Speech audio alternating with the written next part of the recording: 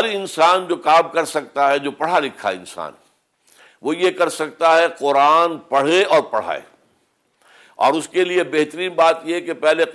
قرآن کی عربی جو ہے اور اس کی گرامر وہ سیکھے، تاکہ وہ قرآن کو اپنی آنکھ سے پڑھے۔ جب تک وہ ٹرانسلیشن پڑھتا ہے، وہ اپنی آنکھ سے قرآن نہیں پڑھ رہا بلکہ ٹرانسلیٹر کی آنکھ سے پڑھ رہا ہے، تو it becomes a second hand knowledge. یہ سیکنڈ ہینڈ نالج جو ہے یہ انسپائر نہیں کرتا،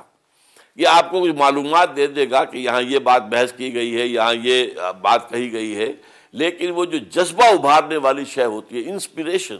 جس کی میں مثال دیتا ہوں کہ آپ غالب کا ایک شعر سنیں اور سر دھن لیں اور جھوم جائیں، اس کا انگریزی میں ترجمہ کریں تو معلوم ہوگا کہ کچھ بھی نہیں۔ تو قرآن مجید کو اس کی اپنی زبان میں پڑھیں اور پھر وہ اس قرآن کو عام کریں، پھیلائیں، یہ سب سے بڑا اور سب سے اہم، سب سے بنیادی کام ہے۔ اس لیے کہ مکہ مکرمہ میں حضور نے یہی کیا، یتلو علیہم آیاتہ، یتلو علیہم آیاتہ، یعلمہم الکتاب والحکمہ، یہ سارا آپ کا جو طرز عمل تھا، چار باتیں، یتلو علیہم آیاتہ ویزکیہم ویعلمہم الکتاب والحکمہ، ہر مسلمان کو اس عمل کے اندر لگ جانا چاہیے۔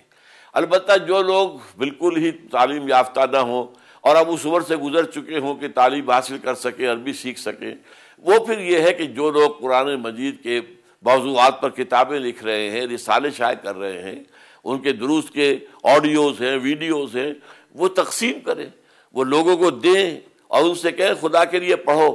اور روئیں کہ ہم تو محروم رہ گئے اور اب اس عمر میں آ گئے ہیں کہ ہمارے لیے اس کا مطالعہ جو ہے اور اس کے لیے اس کا سمجھنا ممکن نہیں رہا ہے، تم تو کرو۔ یہ ان کا ایک تبلیغ ہو جائے گا، ان کا ایک عمل بن جائے گا، اور قرآن مجید کے علم ہی سے در حقیقت پھر وہ جہاد فی سبیل اللہ کا عمل شروع ہوگا کہ جس کی آخری منزل ہے اقامت دین، یعنی اللہ کے دین کو as a politico socio economic system قائم کر دینا۔